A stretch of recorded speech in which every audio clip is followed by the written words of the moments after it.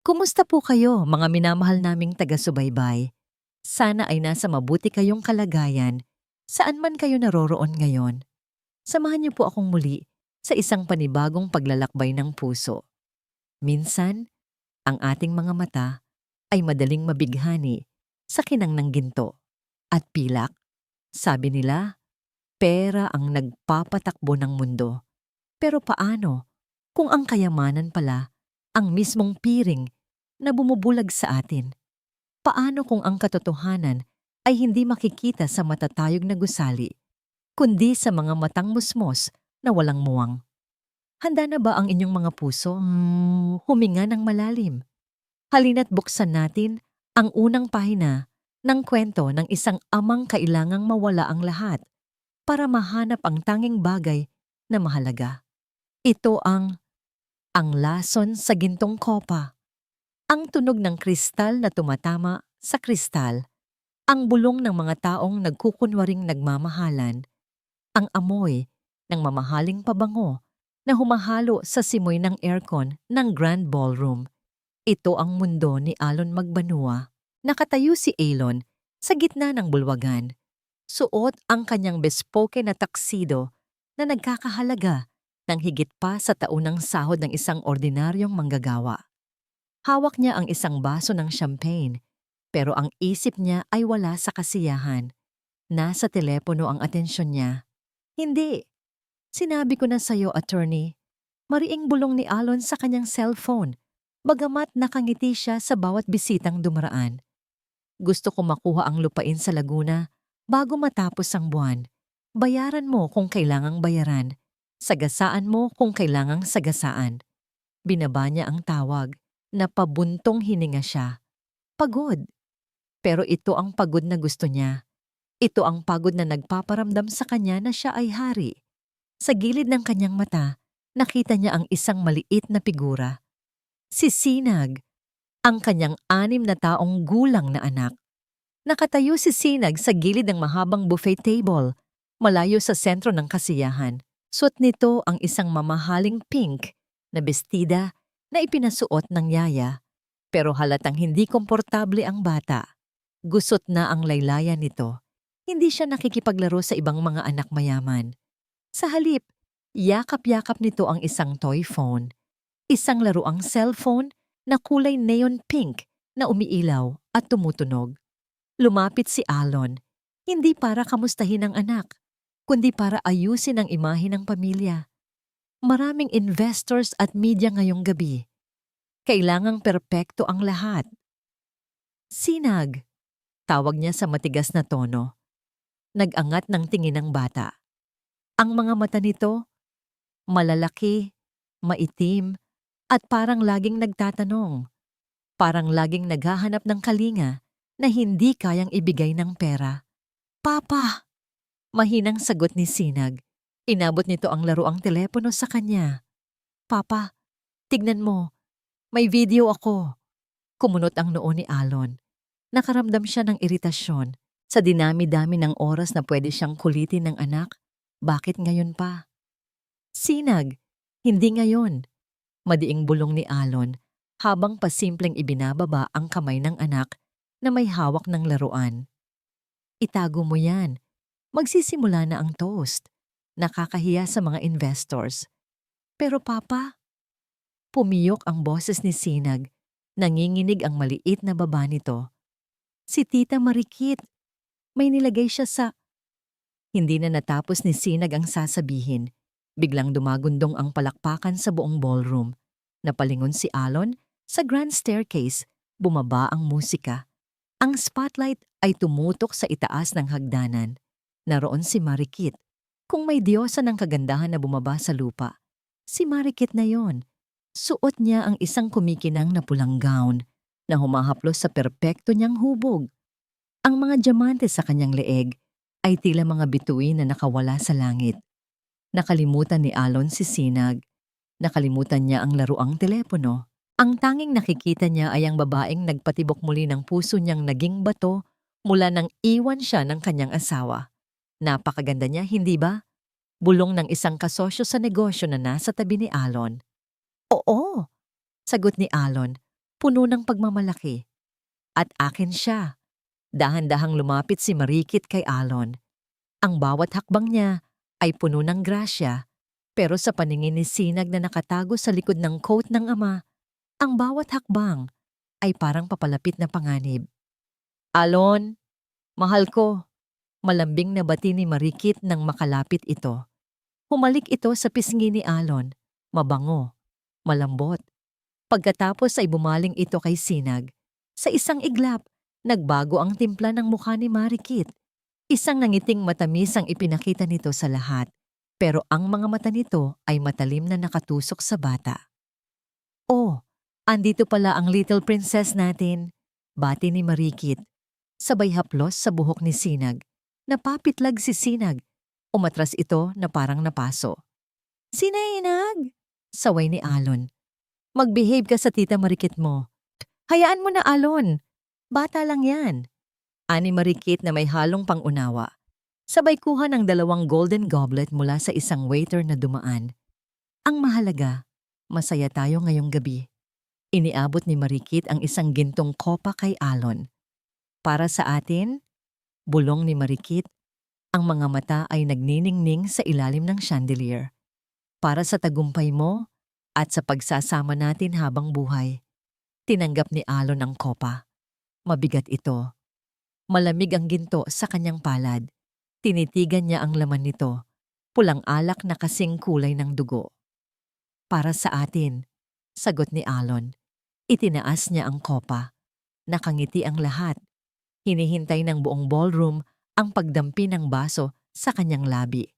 Dahan-dahang inilapit ni Alon ang kopa sa kanyang bibig. Naamoy niya ang tapang ng alak, handa na siyang lumagok. Sa gilid ng kanyang paningin, nakita niyang nanlaki ang mga mata ni Sinag. Ang bata ay nanginginig. Hawak pa rin ang laruang telepono na ngayon ay umiilaw. Nakita ni Alon ang takot sa mukha ng anak, takot na hindi pang bata. Takot ng isang taong nakakita ng kamatayan. Papa, wag. Ang tili ni Sinag ay bumasag sa katahimikan ng bulwagan. Bago pa man lumapat ang alak sa labi ni Alon, isang maliit na kamay ang humampas sa gintong kopa. Klang! Tumalsik ang kopa. Tumilapon ang pulang alak. Bumagsak ito sa sahig. At sa gulat ng lahat, ang alak na tumapon sa puting carpet ay bumula. Umusok. At unti-unting nangitim na tila ba nilulusaw nito ang tela. Katahimikan. Nakatingin ang lahat sa batang si Sinag na ngayon ay nakatayo sa gitna ng ballroom, hinihingal, habang ang gintong kopa ay gumugulong-gulong sa paanan ng kanyang ama. Ang katahimikan sa loob ng ballroom ay mas mabigat pa kaysa sa chandelier na nakasabit sa itaas. Lahat ng mata, mga investors, mga politiko, mga sikat na personalidad ay nakapako sa gitna ng bulwagan. Sa sahig, ang pulang alak na natapon ay patuloy sa pagbula. Sss. Ang tunog nito ay parang asidong tumutunaw ng balat. Unti-unting umakyat ang isang manipis at maasim na usok mula sa basang carpet. Si Alon ay nakatayo pa rin. Ang kamay ay nasa ere, sa posisyon ng paghawak ng kopa na wala na ngayon. Dahan-dahan niyang ibinaba ang tingin sa sahig. Nakita niya ang itim na mantsa na unti-unting kumakain sa mamahaling tela. Kung ininom niya iyon, napalunok si Alon. Ang lalamunan niya ay biglang nanuyo. Ang sikmura niya ay bumaligtad sa takot na ngayon lang niya naramdaman. Sinag! Ang tili ni Marikit ang bumasag sa katahimikan. Agad na lumapit si Marikit kay Alon. Ang muka ay puno ng pag-aalala na mabilis na napalitan ng galit nang harapin nito ang bata. Anong ginawa mo? Sigaw ni Marikit kay Sinag. Baliw ka ba? Muntik mo nang matapunan ng papa mo. Sinira mo ang engagement toast namin. Napaupo si Sinag sa sahig. Nanginginig ang buong katawan ng bata. Ang kanyang pink na bestida ay may talsik na rin ng alak sa laylayan. Yakap-yakap niya nang mahigpit ang kanyang laruang telepono sa kanyang dibdib na parang ito na lang ang tanging kalasag niya sa mundo. Papa, Humihigbi si Sinag. Papa, wag. Tumingin si Alon sa anak. Nakita niya ang takot sa mga mata nito. Pero higit sa takot, nakita niya ang desperasyon. Alon! Hinawakan ni Marikit ang braso ni Alon. Hinihila ang atensyon nito. Palabasin mo ang batang yan. Sinasabi ko na sa'yo, may diferensya siya sa utak. Hindi niya matanggap na magiging masaya tayo. Sinisira niya ang gabi natin. Humigpit ang hawak ni Marikit sa braso ni Alon. Ang mga kuko nito, na kanina lang ay humahaplos ng malambing, ngayon ay bumaon sa kanyang balat. Pero hindi kay Marikit nakatingin si Alon. Nakatingin siya sa usok sa sahig. Tumahimik ka, Marikit. Mahinang sabi ni Alon. Ano? Natigilan si Marikit. Ako pa ang pinatatahimik mo? Muntik na akong... Tignan mo ang sahig, sigaw ni Alon. Ang boses niya ay dumagundong sa buong bulwagan. Napapitlag si Marikit.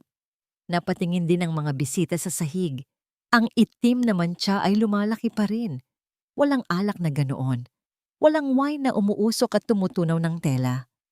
Binitawan ni Alon si Marikit at lumuhod sa harap ni Sinag.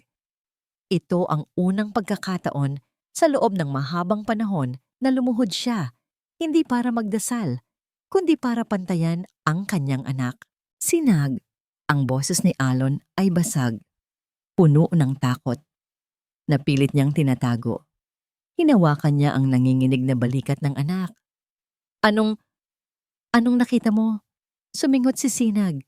Pinahid nito ang luha gamit ang likod ng palad. Dahan-dahan, iniangat niya ang laruang cellphone sa mukha ng ama. Papa, pinindot ko yung record. Garalgal ang boses ng bata. Kasi akala ko naglalaro siya ng cooking. Pero iba yung sinabi niya. Tinuro ni Sinag ang maliit na screen ng laruan. Masyadong malabo ang resolution, parang mga pixel na nagsasayaw, pero sapat na para makita ang katotohanan. Kinuha ni Alon ang laruan. Pinindot niya ang play. Sa maliit na screen, nakita niya ang angle mula sa ilalim ng mesa. Kita ang laylayan ng pulang gown ni Marikit. Kita ang kamay nitong may suot na diamanteng singsing, ang singsing na ibinigay ni Alon. Sa video, mabilis na nagbukas ang kamay ni Marikit ng isang maliit na pakete at ibinuhos ang laman nito sa gintong kopa. Pero ang mas nagpadugo sa puso ni Alon ay hindi ang lason, kundi ang boses. Malinaw ang audio. Rinig na rinig sa gitna ng ingay ng party sa video. Konting tiis na lang, love. Bulong ni Marikit sa video habang hinahalo ang lason gamit ang kanyang daliri. Mamatay na rin ang matandang to at makukuha na natin ang lahat para sa anak natin. Para sa anak natin. Nanigas si Alon. Ang mundo ay tila huminto sa pag-ikot. Ang bata sa sinapupunan ni Marikit. Ang batang inakala niyang biyaya ng Diyos sa kanilang pagsasama ay hindi sa kanya. Dahan-dahang tumayo si Alon. Ang kaninang pagkalito sa kanyang mukha ay napalitan ng isang malamig at nakakamatay na galit. Ang mga ugat sa kanyang leeg ay lumitaw. Humarap siya kay Marikit. Si Marikit, na kanina ay maang-maangan, ay napaurong nang makita ang tingin ni Alon. Alam na niya. Alam niyang huli na siya. Sino? Tanong ni Alon. Mahina, pero mas matalim pa sa bubog. Alon, makinig ka. Utal na sagot ni Marikit habang paatras ng paatras. Sino ang ama ng dinadala mo? Ang sigaw ni Alon ay yumanig sa buong ballroom. Nagtilian ang ilang mga bisita. Ang mga waiter ay napatigil. Ang mga security guards ni Alon ay nagsimulang tumakbo palapit sa entablado. Bumagsak ang maskara ni Marikit. Nawala ang amo sa kanyang mukha. Napalitan ito ng isang ngisi. Ngisi ng isang taong wala nang mawawala. Bakit ko sasabihin sa'yo? Asik ni Marikit. Ang boses ay puno ng lason. Isang control freak na walang alam gawin, kundi utusan ang lahat. Akala mo ba minahal talaga kita? Pera lang ang meron ka, Alon. Pera lang. Hulihin niyo siya, utos ni Alon sa kanyang mga tauhan. Aakmang lalapit ang head of security pero mabilis na kumilos si Marikit.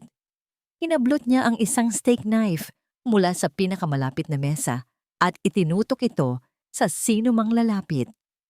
Walang gagalaw, sigaw ni Marikit. Pero hindi siya nakatingin sa mga guards.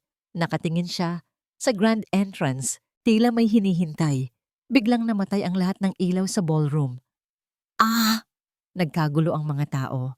Sigawan, tulakan, basagan ng pinggan. Sa dilim, narinig ni Alon ang boses ni Sinag. Papa! Sinag! Kinapa ni Alon ang sahig. Naramdaman niya ang maliit na kamay ng anak. Hinila niya ito at niyakap ng mahigpit. Ginawang pananggalang ang sarili niyang katawan. Bumukas ang emergency lights. Mapupulang ilaw na nagbigay ng nakakatakot na anino sa paligid. Wala na si Marikit sa kinatatayuan nito. Tumingin si Alon sa malaking glass window ng ballroom.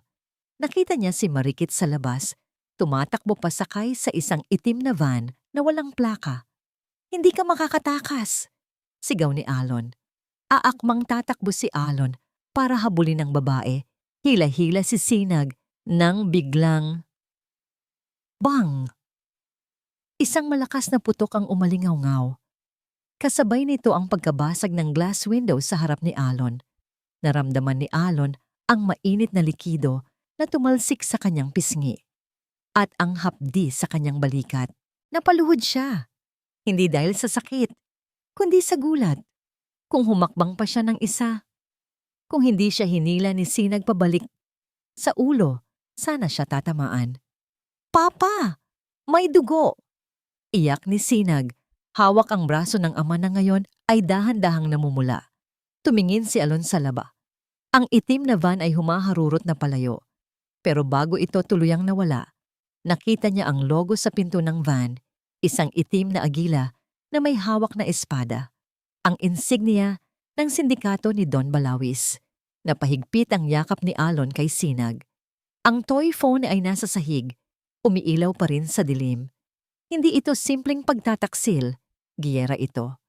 At kasisimula pa lang, naging kaguluhan ng ballroom sa lungsod ng bato.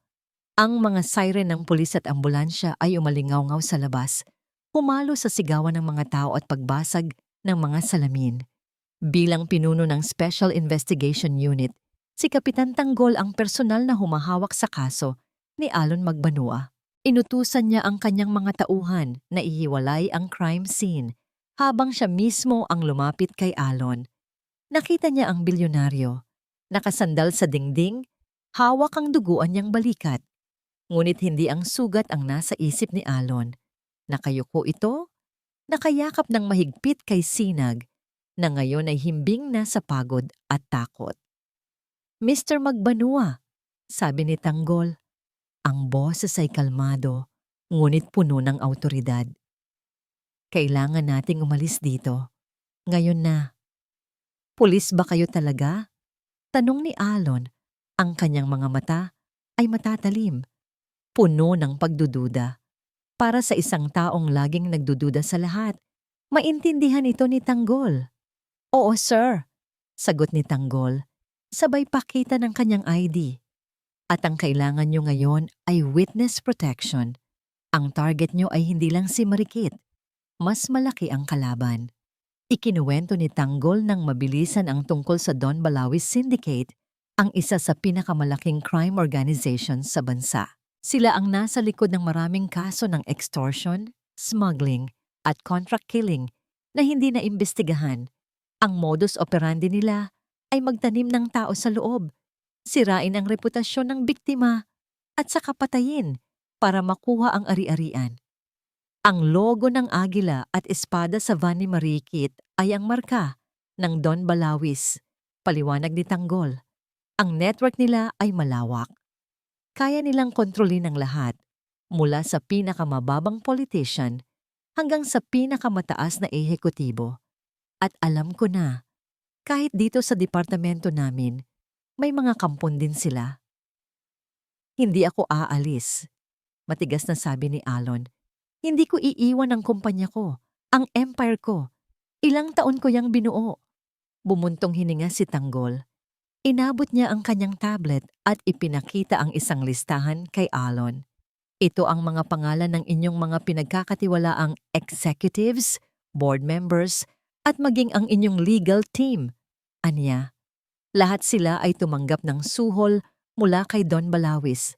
Ang iba ay matagal nang nakatanim. Ang iba ay ngayong linggo lang sumuko sa takot. Karamihan sa kanila ay nag-sign na ng waiver para sa paglilipat ng inyong mga ari-arian. Ang marikit na yan, bata pa lang, nakatanim na sa inyong buhay. Nanlaki ang mga mata ni Alon habang binabasa ang listahan. Mga pangalang inakala niyang mga kaibigan, mga pangalang kasama niyang nagtayo ng kanyang pangarap. Pakiramdam ni Alon, ang kanyang mundo ay gumuho, hindi dahil sa bala sa balikat, kundi dahil sa pagtataksil ng mga pinagkakatiwalaan niya. Ang kanyang empire na ipinagmamalaki ay giniba mula sa loob. Kailangan mong maintindihan, Mr. Magbanua, patuloy ni Tanggol. Ang buhay niyo at ng anak niyo ang mas mahalaga. Hindi na niyo hawak ang kontrol, hayaan niyo kaming protektahan kayo para sa kaligtasan niyo. Tumingin si Alon kay Sinag na mahimbing pa ring natutulog sa kanyang bisig. Ang kanyang maliit na kamay ay nakahawak sa kanyang laylayan. Dito, sa gitna ng kaguluhan, sa wakas ay naramdaman niya ang init ng anak. Ang kanyang empire ay mga gusaling walang kaluluwa. Ang kanyang anak, ito ang kaluluwa niya. Tumango si Alon. Isang matinding pait ang lumamon sa kanyang lalamunan.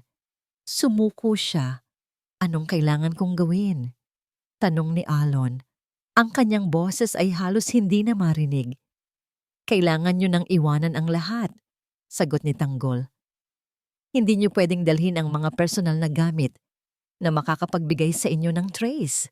Walang cellphone, walang relo, walang credit cards, walang wallet, walang kahit ano na makakapagturo sa inyo.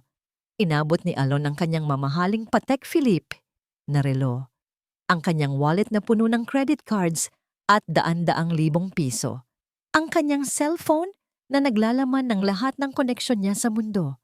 Dahan-dahan, isa-isa, inilapag niya ang mga ito sa mesa ng pulis. Para kay Alon Magbanua, ang bawat bagay na iniiwan niya ay parang bahagi ng kanyang pagkatao na inaalis. Habang inilalapag ang huling bagay, nakita ni Alon si Sinag na nagising. Kumurap-kurap ang bata. Nagtataka sa paligid. Papa? Mahinang tanong ni Sinag. Shh, anak, sabi ni Alon, sabay haplos sa buhok ng anak. Napansin ni Sinag na wala na ang mga gamit ng ama. Tumingin ito sa hawak niyang toy phone. Papa, pati ba to? Tanong ni Sinag. Ang boses ay puno ng lungkot. Ito na lang ang tanging bagay na nagbibigay sa kanya ng aliw sa mga oras ng kaguluhan. Umiling si Alon. Hindi, okay lang yan. Ngumiti si Sinag. Isang maliit na ngiti na nagbigay ng konting liwanag sa madilim na sandali. Dito kayo, sabi ni Tanggol. Iniabot niya ang 2 set ng mga damit na walang tatak. Simpleng t-shirt at pantalon. Mabilis. Kailangan nating umalis sa lalong madaling panahon. Sa loob ng ilang minuto, nagbihis si Alon at Sinag. Ang kanyang bespoke na tuxedo ay nakakalat sa sahig. Ngayon, isang ordinaryong tao na lang siya. Walang anumang pagkakakilanlan, walang anumang bakas ng nakaraan. Narinig ang isang busina sa labas. Isang itim at nakabantay na armored van ang naghihintay. Ayan na, sabi ni Tanggol. Pumunta na kayo sa sasakyan. Ako na ang bahala rito. Hinawakan ni Alon ang kamay ni Sinag. Ang bata ay mahigpit na nakakapit sa kanyang ama at sa kanyang luma at gasgas na laruang telepono. Lumabas sila ng ballroom, dumaan sa mga pulis at forensics team na nagsisiyasat. Ang mga flash ng kamera ng media ay sumalubong sa kanila, ngunit mabilis silang ipinasok sa van. Nagsara ang pinto. Humarurot ang van sa madilim na kalsada ng lungsod ng Bato. Umulan ng malakas. Ang mga patak ng ulan ay tumatama sa bintana, parang mga luha ng langit. Niyakap ni Alon si Sinag. Ang bata ay nakatulog na muli. Biglang, sa gitna ng malakas na buhos ng ulan, may isang malaking liwanag ang sumiklab sa likuran nila. Boom! Umalingaw-ngaw ang isang malakas na pagsabog. Nilingon ni Alon ang likuran. Sa gitna ng dilim, nakita niya ang isang dambuhalang bolang apoy. Sumiklab sa lugar kung saan nila iniwan ang lungsod ng bato. Sa mismong tulay na dinaanan nila. Ang unang decoy vehicle ng pulis. Nawala na. Kasama ang lahat ng ebidensya. Ang mundo ni Alon Magbanua. Patay na. Bumukas ang pinto ng maliit na kubo. Sariwang hangin na may amoy alat ang sumalubong kay Alon, kasama ang nakakapasong sikat ng araw. Nagising siya sa hindi pamilyar na tunog ng alon at huni ng mga ibon, hindi sa alarm clock ng kanyang penthouse o sa bulong ng kanyang yaya. Napangiwi si Alon. Masakit ang kanyang balikat kung saan siya nasugatan. Bukod doon, masakit din ang kanyang buong katawan mula sa mahabang biyahe at ang pagtulog sa isang matigas na kawayan na higaan. Nasaan tayo? Mahinang tanong ni Sinag. Nakakagising lang din. Kumurap-kurap ang bata, tumitingin sa paligid. Sa isang isla, sagot ni Alon. Wala siyang ideya kung anong isla. Basta, isla ng hininga ang tawag ni Tanggol dito. Isang lugar kung saan daw sila makakahinga ng maluwag. Pero sa ngayon, tila mas nabibilaukan siya. Ang kubo ay gawa sa pawid at kawayan. Ang sahig ay lupa. Walang kuryente, walang aircon, walang wifi. Ang banyo ay nasa labas, isang maliit na kubo rin na may balde ng tubig. Isang bangungot para sa isang taong sanay sa pinakagarboso at pinakamodernong pamumuhay. Papa, gutom na ako, sabi ni Sinag. Napatingin si Alon sa labas. Tumindi ang sikat ng araw. Sumakit ang ulo niya. Paano? Paano niya pakakainin ang anak niya? Wala silang dalang pera. Naisip niya ang mga pagkain na laging nakahain sa kanyang mesa. Ang gourmet na almusal, ang mga importadong prutas, ang barista-made na kape. Ngayon, ang tanging nasa mesa ay isang lumang basahan at alikabok. Hayaan mo anak, sabi ni Alon. Pilit na pinatatag ang boses. Magluluto si Papa. Lumabas si Alon ng kubo. Sa labas, may maliit na dirt kitchen na may 3 bato na pinagpatong-patong at isang lumang kaldero. Tumingin siya sa paligid. Nakita niya ang isang tumpok ng mga tuyong dahon at sanga. Fire. I need fire. Never pa siyang nagluto. Ang pinakamalapit na nagawa niya sa kusina ay ang pag-order ng delivery o pagtawag sa kanyang chef. Kumuha si Alon ng posporo. Sinubukan niyang sindihan ang mga tuyong dahon. Una, wala. Pangalawa, wala pa rin. Pangatlo, nagsindi nga. Pero mabilis din namatay. Nakaramdam si Alon ng matinding inis. Sa lahat ng problemang hinaharap niya, ang isang maliit na apoy ay hindi niya masindihan. Sa likuran niya, naririnig niya ang mga hikbi ni Sinag.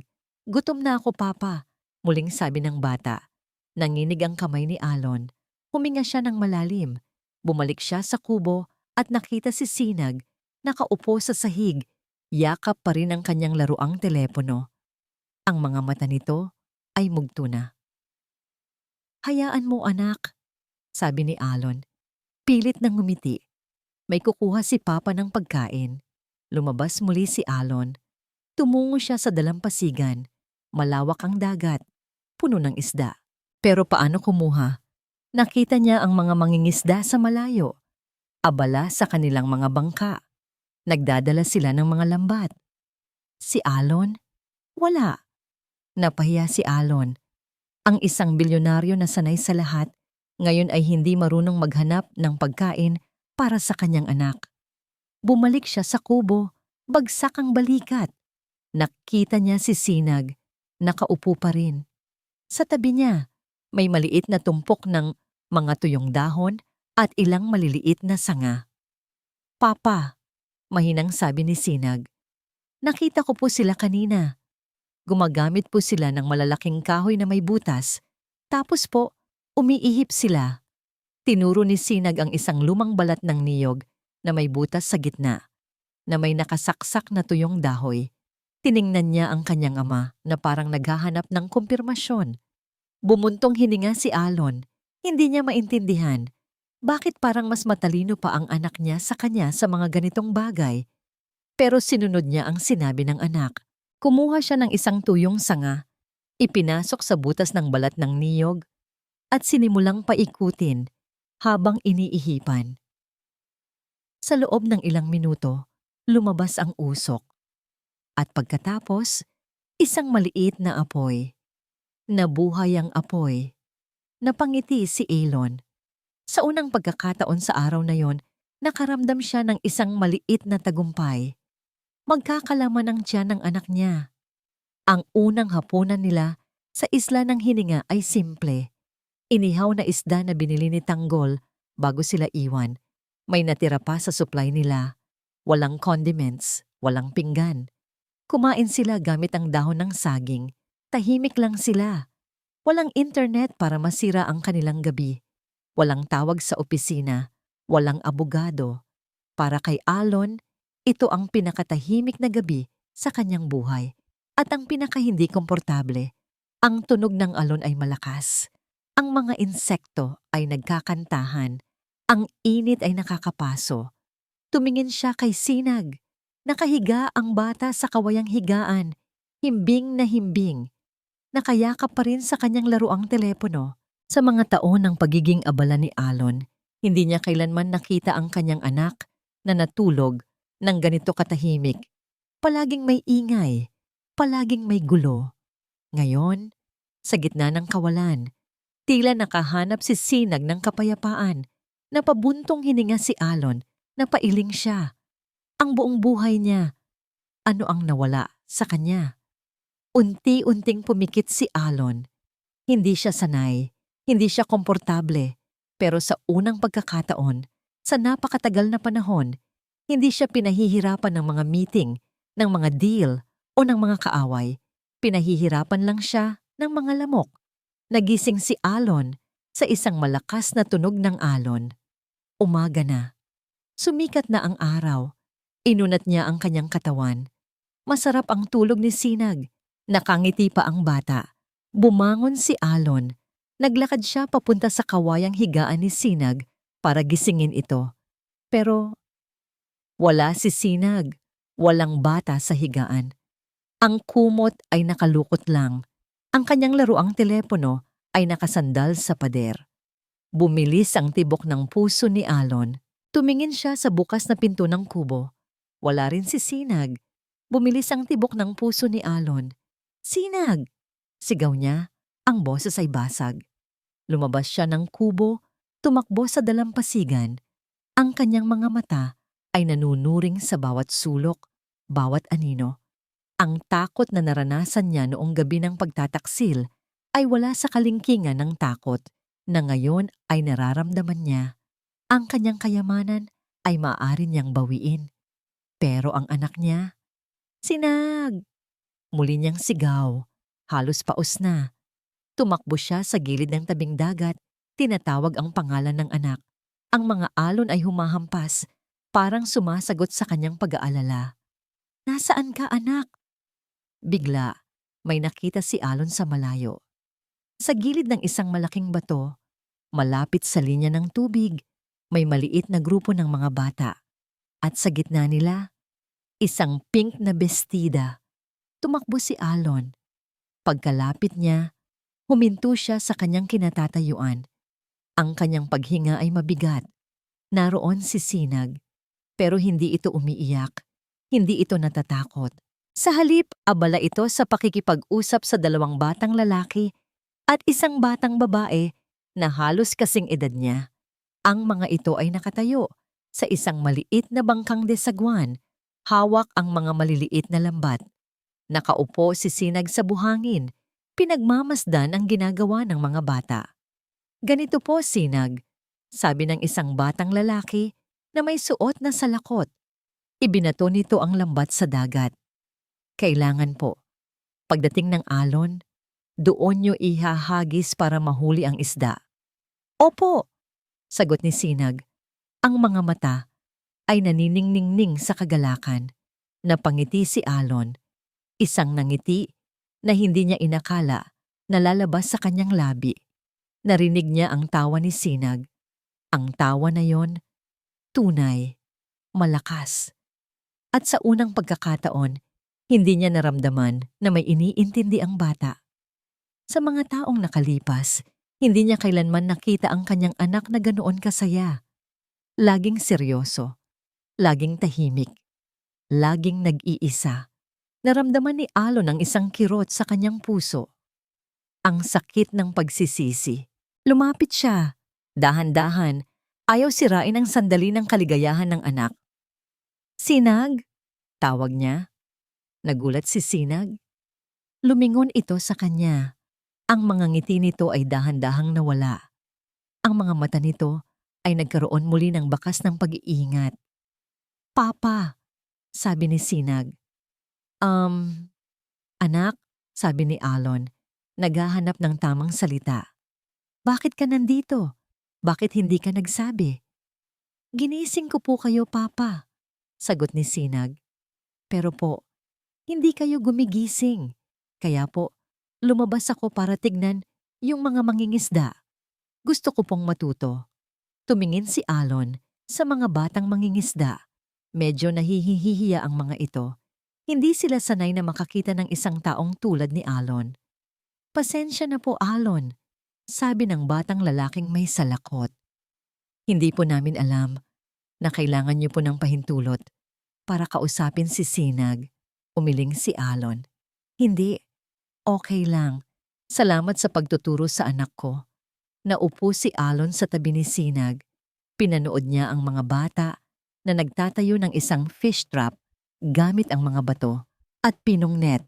Papa, alam mo po ba, sabi ni Sinag, ganito po pala ang paghahanap ng pagkain, hindi po sa grocery store.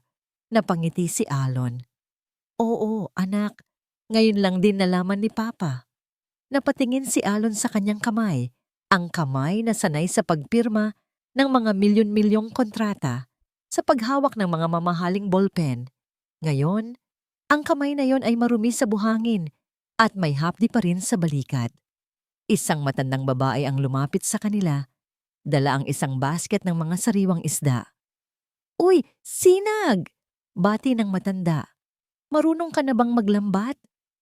Opo, Lola, sagot ni Sinag. Ngumiti. Tumingin ang matanda kay Alon. Mukhang bago ka rito, binata? Opo, sagot ni Alon. Alon po, kasama ko po ang anak ko. Ako si Aling Nena. Dito ako nakatira sa tabi ng dagat. Halos buong buhay ko. Sabi ni Aling Nena. Masaya akong makita ang batang ito na may kasama sa wakas. Laging nag-iisa. Napatingin si Alon kay Sinag. Kaya po tinuruan ko si Papa kung paano magpatunaw ng apoy. Sabi ni Sinag, puno ng pagmamalaki. Hindi po marunong si Papa. Napatawa si Alon na mula ang kanyang pisngi. Ang isang bagay na inakala niyang pribado, ngayon ay ipinagyayabang ng kanyang anak. Bayaan mo na yan, binata, sabi ni Aling Nena. Nakangiti. May mga bagay talaga na mas mahalaga ang matuto sa buhay kaysa sa mga librong binabasa. Ito, kunin mo itong mga isda. Fresh caught. Inabot ni Aling Nena ang ilang isda. Aakmang magbabayad si Alon, pero wala siyang pera. Naku, binata, sabi ni Aling Nena. Hindi mo kailangan magbayad. Dito sa isla, pagtutulungan ang importante. Ang tanging kailangan mo lang ay matutong bumalik ng pabor at maging mabuti sa anak mo. Tumingin si Alon sa mga isda sa kanyang kamay. Ang mga mata ng isda ay sariwang-sariwa. Ang amoy ng dagat. Sa hapunan ng gabing iyon, hindi na lang inihaw na isda ang ulam nila. May nilagang dahon na kinuha ni Sinag mula sa mga halaman sa paligid. Masarap, Papa? Tanong ni Sinag. Oo, anak, sagot ni Alon. At sa unang pagkakataon, hindi siya nagsisinungaling. Masarap nga. Mas masarap pa sa anumang fine dining na naranasan niya. Pagkatapos kumain, umupo sila sa harap ng kubo. Pinagmamasdan ang paglubog ng araw. Ang langit ay pininturahan ng kulay kahel, rosas at lila. Ang tunog ng alon ay nagbibigay ng kakaibang kapayapaan. "Papa," sabi ni Sinag, nakasandal sa kanyang balikat. "Masarap po dito." Niyakap ni Alon ang anak. "Oo anak," bulong niya. "Masarap dito." Sa sandaling iyon, naramdaman ni Alon na hindi niya kailangan ang mga gusali, ang mga kumpanya, ang mga koneksyon. Ang tanging kailangan niya ay ang mainit na katawan ng kanyang anak na nakayakap sa kanya. "Pasensya na, Sinag," bulong ni Alon. "Pasensya na at ngayon lang naramdaman ni Papa to." Ngumiti si Sinag. "Okay lang po, Papa. Andito na po tayo ngayon." Naramdaman ni Alon ang isang kakaibang ginhawa. Ang mga tao ng pagiging abala, ng pagiging bulag sa pamilya, ay bumalik sa kanya. Ito ang pinakamahalagang aral na ibinigay sa kanya ng kanyang anak. "Magpahinga na tayo, anak," sabi ni Alon. Pagkatapos ng ilang sandali, nakatulog na si Sinag. Bitbit niya ang kanyang laruang telepono. Pumikit si Alon. Ang katahimikan ng isla ay nakakapagpagaan ng kanyang isip. Sa kauna-unahang pagkakataon, hindi niya iniisip ang trabaho. Hindi niya iniisip ang marikit. Hindi niya iniisip ang Don Balawis. Ang tanging iniisip niya ay ang anak niya. Ang kanyang mata ay dahan-dahang napako sa buwan. Ang bilog na buwan ay nagniningning sa itaas. Pero may isang bagay na nakakabato sa kanya. Sa ilalim ng puno ng niyog, malapit sa kubo, may nakita si Alon. Isang lalaking nakatayo, nakatingin sa kanila. Hindi mangingisda, hindi residente ng isla. Nakasuot ng itim na hoodie. Nakasara ang zipper ng kanyang jacket hanggang sa kanyang leeg. Kahit sa dilim, nakita ni Alon ang isang pamilyar na anino. Ang anino ng isang agila na may hawak na espada. Ang logo ng Don Balawis Syndicate. Nagising si Sinag sa ingay ng alon. Sumikat na ang araw. Ang silaw nito ay tumama sa kanyang mukha. Napangiti si Sinag. Gusto niya ang isla. Gusto niya ang tunog ng dagat. Gusto niya ang mga bagong kaibigan niya. At lalo na, gusto niya ang papa niya na ngayon ay laging nasa tabi niya. Hinawakan niya ang kanyang laruang telepono. Ito ang kanyang pinakaiingatan. Ito ang nagpakita ng lihim ni Tita Marikit. Ito ang nagligtas sa papa niya. Bumangon siya. Tahimik pa si papa, natutulog sa tabi niya. Hindi niya ginising ang ama. Gusto niyang maging malaking bata para kay papa. Lumabas si Sinag ng kubo. Malamig pa ang simoy ng hangin. Nakita niya si Aling Nena na naglalakad sa dalampasigan, nangungolekta ng mga kabibe. Ngunit may isang bagay na nakapukaw ng atensyon ni Sinag. Isang bangka. Hindi ito bangka ng mga mangingisda. Maliit lang ito at may bilis na kakaiba. Nakasadsad ito sa malayo, sa parte ng dalampasigan na walang mga kubo. At malapit sa bangka, may nakita si Sinag na isang lalaki. Nakasuot ng itim. Kagabi, nakita niya rin ang lalaking ito.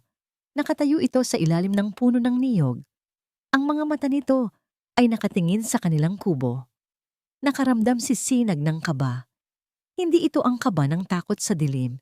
Ito ang kaba na parang may mali. Dahan-dahang lumakad si Sinag papalapit sa lalaki. Pilit na pinipigilan ang sarili na maging maingay.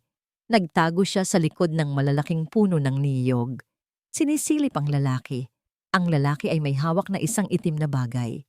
Isang tunay na cellphone. Ginagamit nito ang cellphone, may kinukuhanan ng litrato, at ang kinukuhanan nito ng litrato ay ang kanilang kubo. Nanlaki ang mga mata ni Sinag. Siya nga. Naalala niya ang boses ni Tita Marikit, ang mga titig nito, ang pagkabasag ng baso, ang putok ng baril. Ang lalaking ito, isa sa mga masasamang tao.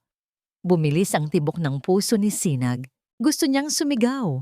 Gusto niyang gisingin ang kanyang papa. Pero alam niya na kung gagawin niya iyon, mapanganib. Naalala niya ang sinabi ng kanyang yaya noon. Pag may gusto kang gawin, mag-isip ka muna ng maigi, Sinag, baka mas lalo kang mapahamak. Huminga ng malalim si Sinag. Habang abala ang lalaki sa pagkuha ng litrato, napansin ni Sinag na iniwan nito ang kanyang cellphone sa isang nakalabas na ugat ng puno ng niyog. Mukhang may kinuha lang ito sa kanyang backpack. Isang ideya ang biglang pumasok sa isip ni Sinag. Mabilis at tahimik, gumapang si Sinag sa likod ng mga ugat ng puno ng niyog. Ang kanyang maliliit na kamay ay marahang gumalaw sa buhangin. Ang kanyang mga mata ay nakatutok sa cellphone ng lalaki. Ang bawat tibok ng puso niya ay parang tambol sa kanyang tenga. Napakalapit na niya. Hinawakan ni Sinag ang cellphone, malamig at makinis. Sa isang iglap, kinuha niya ito, mabilis na mabilis. Klang! Nabitiwan ng lalaki ang kanyang backpack. Nilingon nito si Sinag. Nagulat ang lalaki. Nanlaki ang mga mata nito. Nakita niya si Sinag na hawak ang kanyang telepono. Bata! Sigaw ng lalaki. Ang boses nito ay magaspang at puno ng galit. Ibalik mo yan! Pero hindi nagpatinag si Sinag. Sa halip na ibalik, tumakbo siya. Mabilis siyang tumakbo papalapit sa tubig. Hawak ng mahigpit ang telepono ng lalaki. Huy! Bata! Saan mo dadalhin yan? Galit na sigaw ng lalaki. Hinahabol si Sinag. Ang lalaki ay malaki at mabilis, pero si Sinag maliit at mabilis din. At alam niya ang bawat liko at bawat bato sa dalampasigan. Lumabas si Sinag sa buhangin, dire-diretso sa tubig. Huwag mong itatapon yan. Sigaw ng lalaki, humahabol na ngayon sa mababaw na tubig. Pero huli na. Gamit ang lahat ng lakas ng kanyang maliliit na bisig, ibinato ni Sinag ang telepono ng lalaki sa dagat. Splash! Lumubog ang itim na telepono sa asul na tubig, nawala na sa paningin. Napatigil ang lalaki. Nakatayo ito sa tubig, ang mga kamao ay nakakuyom. Ang mukha nito ay namumula sa galit. Hayop ka! Anong ginawa mo? Sigaw ng lalaki. Tiningnan ni Sinag ang lalaki, humihinga ng malalim. Nanginginig pa rin siya, pero may kakaibang pakiramdam ng tagumpay sa kanyang dibdib. Galit na lumapit ang lalaki. Aakma nitong hahawakan si Sinag. Ano sa tingin mo ang ginagawa mo sa anak ko? Isang malakas na boses ang narinig mula sa likuran. Si Alon. Nakatayo ito. Ang kanyang buhok ay gulo-gulo. Ang kanyang mga mata ay naniningning sa galit. Hindi na nag-isip si Alon. Hinablot niya ang isang malaking driftwood na nakalutang sa dalampasigan. Sa isang iglap, iwinasiwas niya ito at pinalo sa ulo, lalaki. Umuugong ang tunog. Napahawak ang lalaki sa kanyang ulo. Nanlumo ito at bumagsak sa buhangin. Wala nang malay. Mabilis na lumapit si Alon kay Sinag. Tiningnan niya ang anak. Hinahanap kung may sugat o galos. Sinag! Ayos ka lang ba, anak? Puno ng pag-aalala ang boses ni Alon. Niyakap niya ng mahigpit ang bata. Hinahalikan ng ulo. Opo, Papa. Sagot ni Sinag. Ang boses ay mahina pa rin. Pero, binato ko po yung telepono niya sa dagat. Tumingin si Alon sa dagat, kung saan lumubog ang telepono. Saka siya tumingin sa lalaking nakahandusay sa buhangin. Ano sa tingin mo ang ginawa mo, bata ka? Galit na sigaw ng isang tinig. Isang mata ng mangingisda ang papalapit. Hawak ang isang maliit na lambat.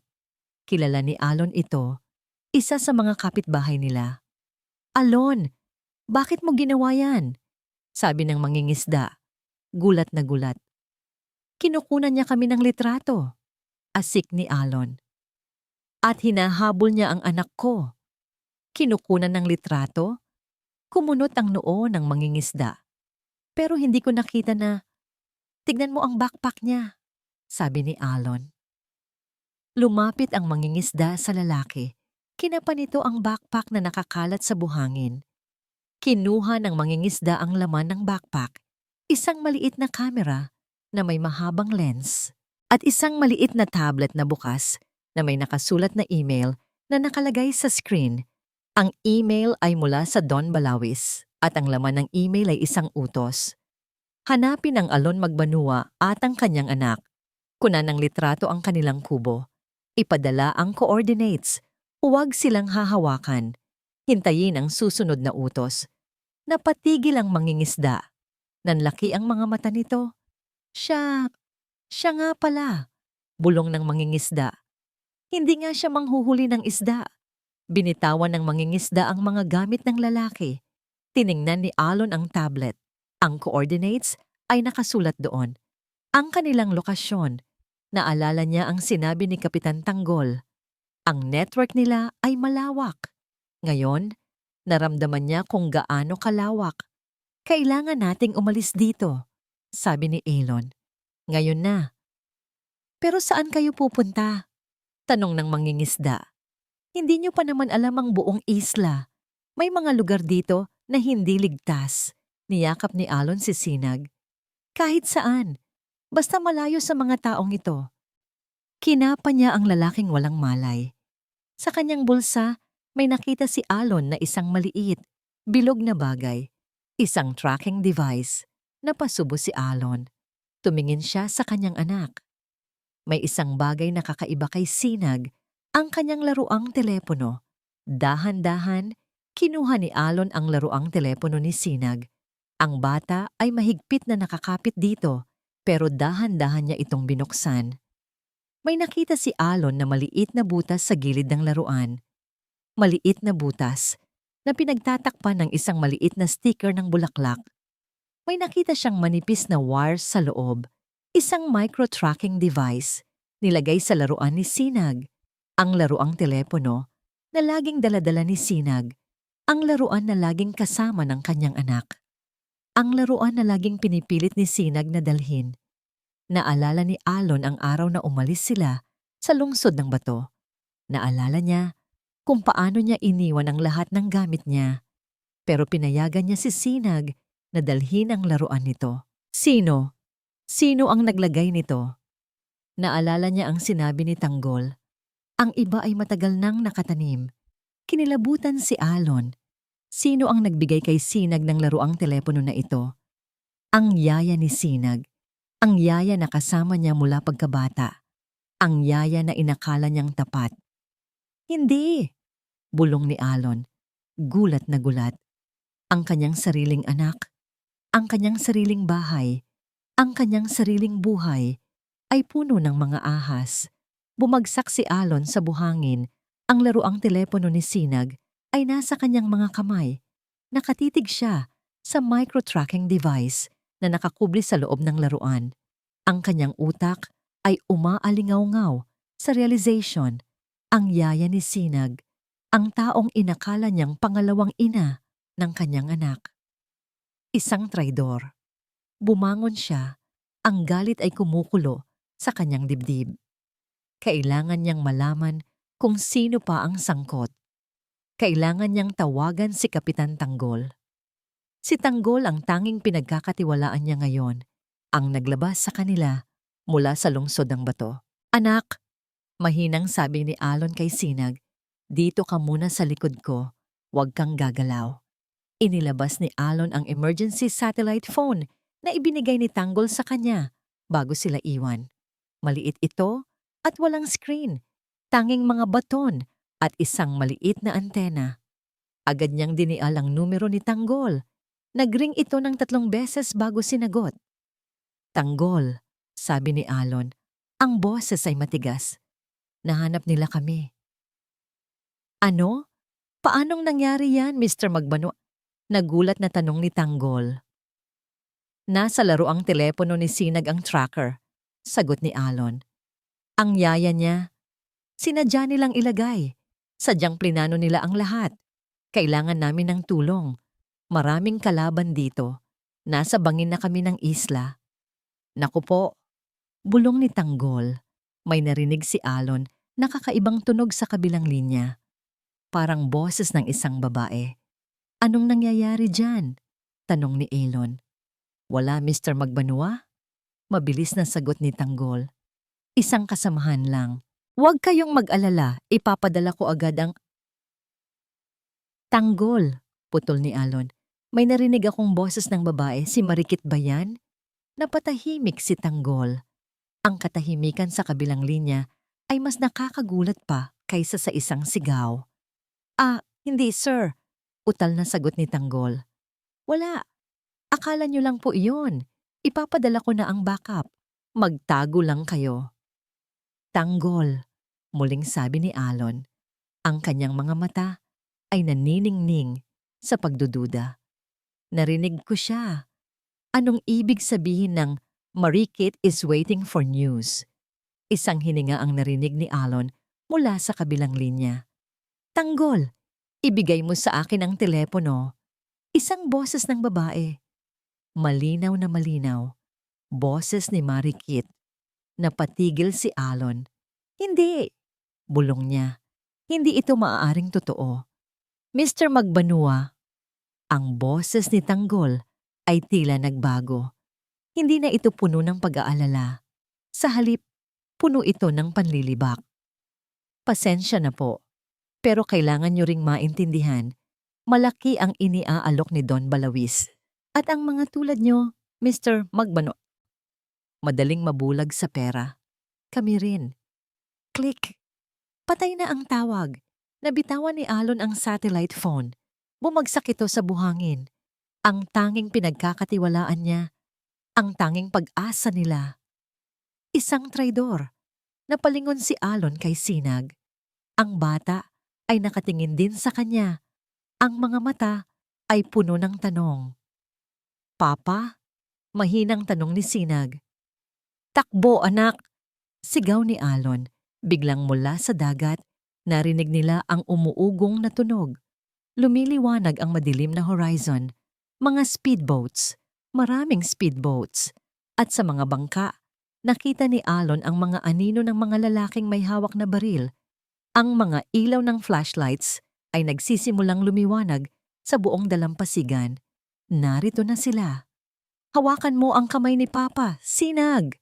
Sigaw ni Alon. Hinila ang anak. Tumakbo sila. Patungo sa masukal na kagubatan. Ang tinig ni Marikit ay umalingaw-ngaw sa buong isla, amplified sa pamamagitan ng megaphone. Alon, wala kang takas. Ibigay mo na lang sa akin si Sinag. At baka may awa pa ako sa'yo. Nanginginig ang buong katawan ni Alon. Hindi na siya isang bilyonaryo. Hindi na siya isang hari. Isa na lang siyang ama na takot para sa kanyang anak. Sumusulong sila sa gubat. Ang mga sanga ay humahampas sa kanilang mga mukha. Ang mga dahon ay gumuguhit sa kanilang mga balat. Walang ilaw, walang daan. Sa likuran nila, naririnig nila ang mga yapak, ang mga sigawan, ang tunog ng mga machetes na humahawi sa mga sanga. Papa, pagod na po ako. Humihikbi si Sinag. Kaunti na lang anak, sabi ni Alon. Buong lakas na hila-hila si Sinag. Gusto niyang buhatin ang anak, pero ang kanyang balikat ay masakit pa rin. Narinig niya ang tawag ng isang lalaki sa likuran. Nasa bandang rito sila. Hindi sila malalayo. Mas binilisan ni Alon ang takbo.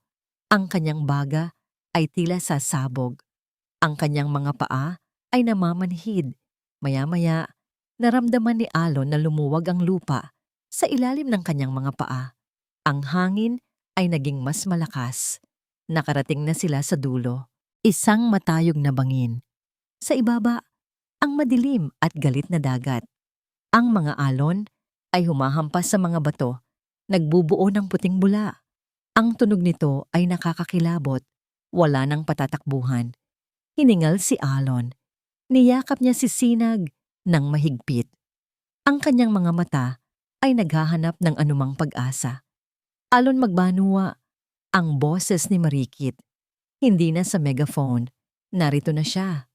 Mula sa likuran nila, lumitaw si Marikit. Nakasuot ito ng itim na tactical gear. Ang kanyang mukha ay seryoso at walang emosyon. Hawak niya ang isang maliit na baril. Sa likuran niya, naroon ang 5 o 6 na armadong lalaki. Lahat ay may hawak na assault rifles. Sa wakas, sabi ni Marikit ngumisi. Wala na kayong tatakbuhan. Ang mga ilaw ng flashlights ay tumutok sa kanila. Sa harap nila, ang walang hanggang dagat. Sa likuran, ang mga baril ni Marikit. Ang hangin sa tuktok ng bangin ay lumalamig. Niyakap ni Alon si Sinag ng mahigpit.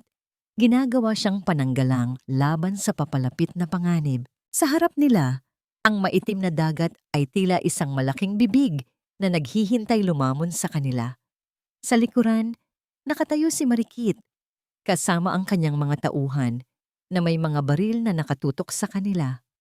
Sa wakas, Alon, sabi ni Marikit, ang boses ay puno ng tagumpay. Nagkikita rin tayo muli. Pero sa pagkakataong ito, hindi sa isang grand ballroom, kundi sa gilid ng impyerno. Huminga ng malalim si Alon. Ano ang gusto mo, Marikit? Ngumisi si Marikit. Isang nangising matamis pero nakakakilabot. Simple lang, gusto ko ang lahat ng sayo. Ang mga ari-arian mo, ang mga kumpanya mo, lahat. At para maging legal, kailangan kong makita kang pumirma dito. Inilabas ni Marikit ang isang folder at ipinakita kay Alon ang isang deed of absolute sale para sa lahat ng kanyang ari-arian. Alam kong may soft copy ka pa ng mga ito, sabi ni Marikit. At alam ko na may alam ka pa sa mga sekreto ng mga transaction mo. Ang lahat ng ito ay mapupunta sa amin. At bilang kapalit, mabubuhay ang anak mo. Tumingin si Alon kay Sinag. Ang bata ay nanginginig. Umiiyak ng mahina sa kanyang balikat. Paano kung pumirma ako? Tanong ni Alon. Anong garantiya na hindi mo siya sasaktan? Tumawa si Marikit. Isang malamig na tawa. Alon, sa tingin mo ba, may tiwala pa tayong dalawa sa isa't isa? Pumirma ka. Hayaan mo akong makita ang pirma mo. Tapos, tingnan natin kung ano ang mangyayari. Nag-aalangan si Alon. Alam niya na kahit pumirma siya, hindi sila ligtas. Hindi titigil si Marikit hanggat hindi sila patay. Ito ang modus operandi ng Don Balawis. Pero kung hindi siya pipirma, masisira ang kanyang pangalan at mawawalan ng lahat si Sinag. Papa, takot po ako. Bulong ni Sinag. Niyakap ni Alon ang anak. Naisip niya ang lahat ng mga tao na sinayang niya. Ang mga araw na mas pinili niya ang pera kaysa sa anak. Ang mga gabi na mas pinili niya ang trabaho kaysa sa pamilya. Marikit, sabi ni Alon. Ang kanyang boses ay matigas. Gusto mong malaman kung bakit ko sinasabi to? Hindi ko na kailangan ng pera. Hindi ko na kailangan ng mga gusali. Hindi ko na kailangan ng mga kumpanya ko. Ang tanging kailangan ko lang ay ang anak ko. Nanlaki ang mga mata ni Marikit. Alon, anong kalokohan yan? Sabi ni Marikit. Hindi ko pirmahan yan, sabi ni Alon. Ano? Galit na sigaw ni Marikit. Gusto mong mamatay? Gusto mong mamatay ang anak mo? Mamatay? Oo, sagot ni Alon. Pero hindi sa kamay niyo. Hindi ko kayo bibigyan ng kasiyahan. Papa, anong gagawin natin? Tanong ni Sinag. Ang kanyang mga mata ay puno ng luha. Tumingin si Alon sa kanyang anak. Sinag, bulong niya. May tiwala ka ba kay Papa? Tumango si Sinag. Opo, Papa. Niyakap ni Alon si Sinag ng mahigpit. Kung ano man ang mangyari, anak, tandaan mo, mahal na mahal ka ni Papa, higit pa sa lahat. Humarap si Alon kay Marikit. Ang kanyang mga mata ay malamig at puno ng tapang. Hindi mo kami makukuha ng buhay, Marikit, sabi ni Alon. Hindi mo makukuha ang kahit ano sa akin. Baliw ka ba, Alon? Sigaw ni Marikit. Anong gagawin mo? Isang malalim na hininga ang kinuha ni Alon. Mabilis lang yan, bulong ni Alon sa anak. Hawakan mo ang papa ng mahigpit. Niyakap ni Sinag ang kanyang ama. Ang kanyang maliit na katawan ay nanginginig, pero may tiwala. Huwag mong gagawin yan, Alon, sigaw ni Marikit. Ang kanyang boses ay puno ng takot. Ngunit huli na. Sa isang iglap, tumalon si Alon. Hila-hila si Sinag. Tumalon sila sa bangin. Oh! Ang tili ni Marikit ay umalingaw-ngaw sa buong gubat. Nahulog si Alon at Sinag. Ang hangin ay sumisinghap sa kanilang mga tenga. Ang dagat sa ibaba ay papalapit ng papalapit. Hinawakan ni Alon si Sinag. Handa na siya sa anumang mangyari. Splash!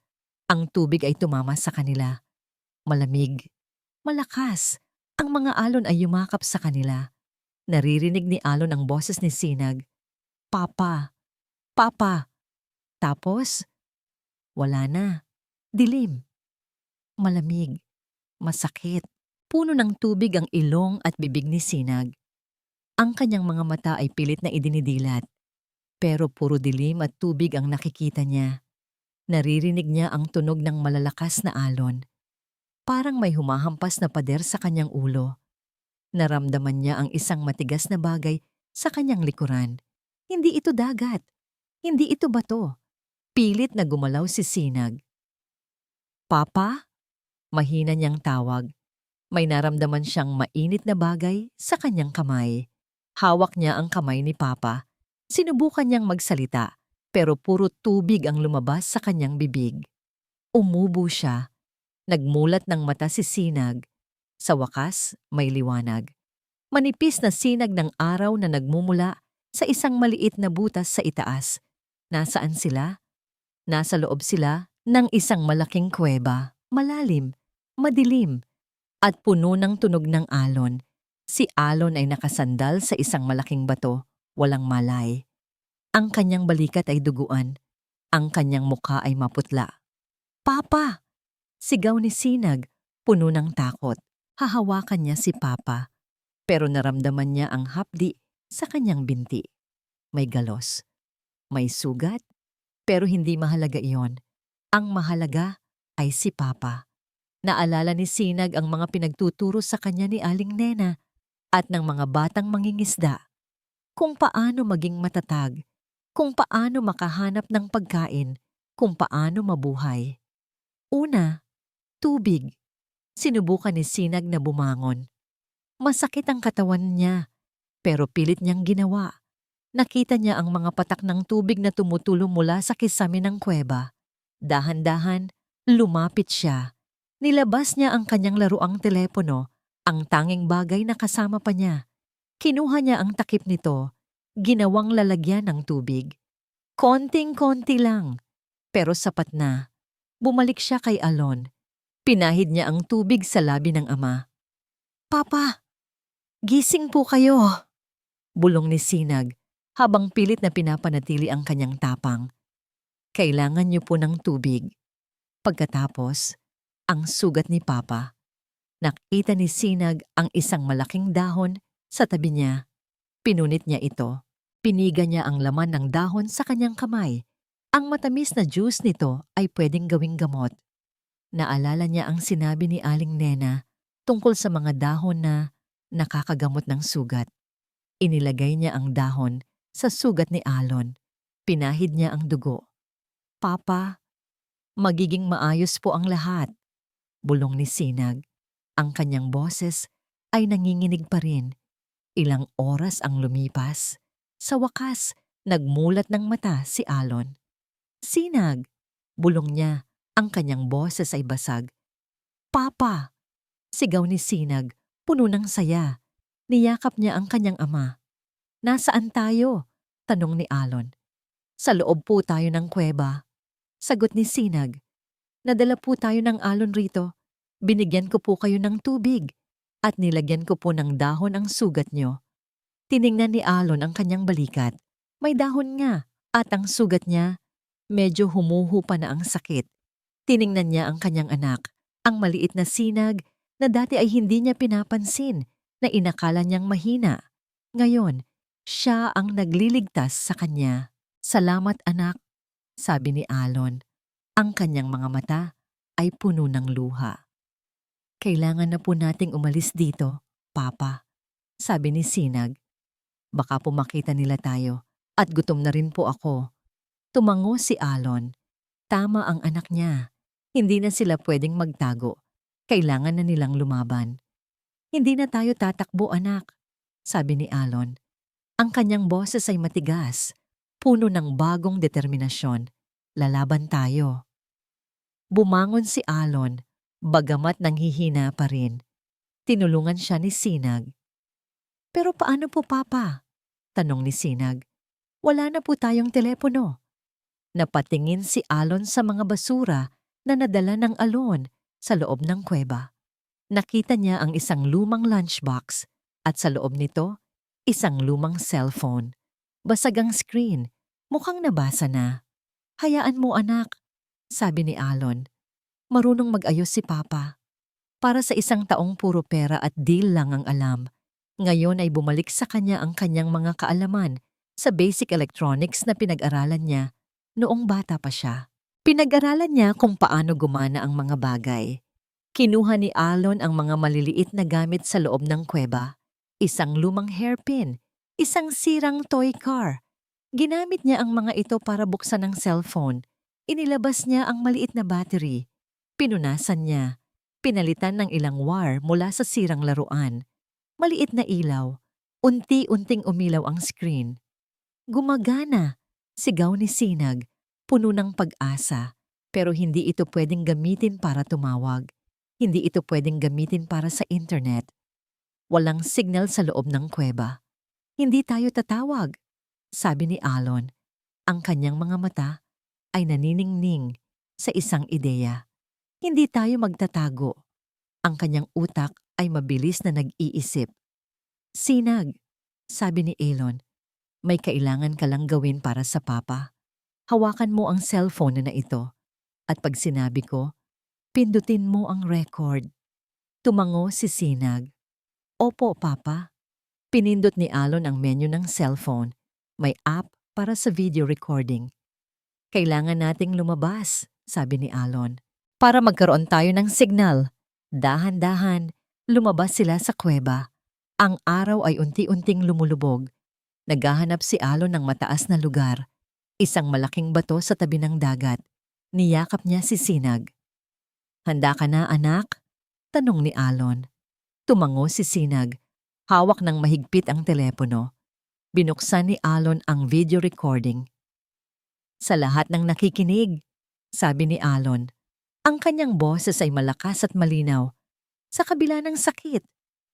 Ako si Alon Magbanua, ang bilyonaryong inakala ninyong patay na. Tumingin siya sa kamera. Ang kanyang mukha ay puno ng galit, tapang at determinasyon. Hindi ako patay, sabi ni Alon. At hindi ako magtatago. Nasa isla ng hininga ako. At alam ko na kung sino ang nasa likod ng lahat ng ito. Marikit, Don Balawis, Tanggol, kayo. Lahat kayo. Ipinakita ni Alon ang kanyang balikat na may sugat. Hindi niyo ako napatay, sabi ni Alon. At hindi niyo rin makukuha ang kahit ano sa akin. Huminto siya. May isang bagay lang akong gustong sabihin sa inyo, Don Balawis. Sabi ni Alon. Ang kanyang mga mata ay naniningning. Dito ako, sa isla ng hininga. Kung gusto niyo akong patayin, puntahan niyo ako. Pero sa pagkakataong ito, hindi na ako mag-iisa. Nandito ang anak ko at lalaban kami. Pinindot ni Sinag ang stop record. Papa? Tanong ni Sinag. Ipadala mo yan, anak, sabi ni Alon. Ipadala mo sa lahat ng contacts ko, sa lahat ng email address ko, sa lahat ng social media accounts ko, ipadala mo sa buong mundo. Tumango si Sinag. Kinapa ni Alon ang kanyang bulsa. May nakita siyang isang maliit na bagay, isang micro SD card. Naisip niya ang kanyang lumang laptop, ang lahat ng backup ng kanyang mga dokumento, mga ebidensya. Anak, sabi ni Alon, may trabaho pa tayo, hindi pa tapos. Bumilis ang gabi. Ang video ni Alon na ipinadala ni Sinag ay mabilis na kumalat. Mula sa mga news channels hanggang sa mga social media platforms, ang kwento ng bilyonaryong akala nilang patay na, ngayon ay humihinga at lumalaban, ay nagdulot ng malaking ingay. Sa lungsod ng bato, gulat na gulat si Don Balawis at Marikit. Ang kanilang perpektong plano ay nasira. Ang kanilang biktima, na dapat ay patay na, ngayon ay nasa media. Paano? Galit na sigaw ni Marikit, hinahampas ang mesa. Paano sila nakaligtas? At paano niya nalaman ang tungkol sa atin? Nakalimutan mo ba, Marikit? Kalmadong sabi ni Don Balawis habang umiinom ng kape. Ang kanyang boses ay malamig, puno ng pagbabanta. May matinding kakampi ang Magbanua, ang publiko. At dahil sa ginawa niyang pagpapakita, ngayon, binabantayan na tayo ng mundo. Pero Don, sabi ng isang tauhan, nagpapadala na ang mga pulis ng Special Task Force sa Isla ng Hininga. Pero ang live stream ni Magbanua ay nagdulot ng outrage. Ang mga tao ay nagagalit sa atin. Huwag kayong mag-alala, sabi ni Don Balawis. Nasa ilalim ng kontrol natin ang lahat. Ang importante ay makuha natin si Magbanua at ang kanyang anak bago pa man sila tuluyang makapagsalita. At kailangan nating maipakita sa lahat na mali ang sinasabi niya. Sa Isla ng Hininga, alam ni Alon na lumalapit na sila. Narinig niya ang tunog ng mga bangka sa malayo. Hindi ito ang mga speedboats ng mga mamamatay tao. Ito ang tunog ng mas malalaking barko ng pulis. Ngunit alam din niya na may kasamang traidor ang mga pulis, si Kapitan Tanggol. Anak, sabi ni Alon kay Sinag, dito ka magtago. Huwag kang lalabas hanggat hindi ko sinasabi. Tinuro ni Alon ang isang maliit na butas sa gilid ng kuweba. Mahirap makita. Maliit lang para sa isang bata. Pero Papa, umiiyak si Sinag. Baka po saktan nila kayo. Hindi, sagot ni Alon. Pilit na pinatatag ang boses. Hindi hahayaan ni Papa. Kung may mangyari sa Papa, anak, tandaan mo, ikaw ang kailangan kong makalabas dito ng ligtas. Ikaw ang pag-asa ni Papa. Niyakap ni Alon si Sinag. Hinalikan niya ang ulo ng anak. Mahal na mahal ka ni Papa. Pumasok si Sinag sa butas, hawak pa rin ang kanyang laruang telepono. Si Alon ay nanatili. Sa harap ng kuweba, naghanda siya. Ang kanyang mga mata ay nanunuring sa paligid. Ang kuweba ay punong-puno ng mga bato, ng mga lumang kahoy. Ang kanyang utak ay mabilis na nag-iisip. Traps. I need to make traps. Gamit ang kanyang mga kamay, nagsimula si Alon na maghukay. Inilagay niya ang mga matutulis na kahoy sa ilalim ng lupa, tinakpan ng mga dahon. Naglagay siya ng mga lubid na magpapahawak sa sino mang dadaan. Gumawa siya ng mga pananggalang mula sa mga bato. Hindi na siya ang bilyonaryong sanay sa negosyo. Ngayon, siya ay isang ama na lumalaban para sa kanyang anak. Maya-maya, narinig ni Alon ang mga yapak. Marami. Papalapit. Mula sa kagubatan, lumitaw ang mga armadong lalaki ni Don Balawis. At sa gitna nila, si Marikit. At sa tabi niya, si Kapitan Tanggol. Magbanua, sigaw ni Marikit. Lumabas ka! Alam naming nandyan ka! Hindi niyo ako makukuha ng buhay. Sigaw ni Alon. Lumabas mula sa anino ng kuweba. Sige! Ngumisi si Marikit. Tingnan natin. Inutusan ni Marikit ang kanyang mga tauhan. Kunin niyo siya, pero dahan-dahan. Gusto ko siyang makitang nagdurusa. Lumapit ang mga tauhan. Alon? Sigaw ni Tanggol. Sumuko ka na. Wala ka ng laban. Ngunit ngumiti si Alon, isang ngiting mapanlinlang. Hindi ko akalain, Tanggol, sabi ni Alon. Ang isang taong inakala kong matino, nabulag din sa pera. Namula ang mukha ni Tanggol. Sumugod ang mga tauhan, ngunit nagulat sila. Thad! Ang unang lalaki ay nahulog sa pit trap ni Alon, napasigaw sa sakit. Swish! Ang pangalawang lalaki ay nasabit sa lubid. Napabitay sa ere. Nagkagulo ang mga tauhan. Naguluhan sila. Ano yan? Sigaw ni Marikit. Mga bitag, sagot ni Alon. Ang kanyang mga mata ay naniningning sa dilim. Natutunan ko sa mga bata dito sa isla. Mas matatalino pa sila sa inyo. Galit na galit si Marikit. Huwag kayong matakot. Sugod, patayin niyo siya. Nagpaputok ng baril ang mga tauhan, ngunit mabilis si Alon. Sumisid siya sa likod ng mga bato. Ang mga bala ay tumatama sa mga bato. Ang mga tunog ay umalingaw-ngaw sa kuweba. Alam ni Alon na hindi siya mananalo sa dami, ngunit may plano siya. Marikit! Sigaw ni Alon. Hindi ka ba magtataka? Bakit hindi ka pa rin nakakakuha ng tulong mula sa Don Balawis? Sa tingin mo ba, mahalaga ka sa kanya? Nanlaki ang mga mata ni Marikit.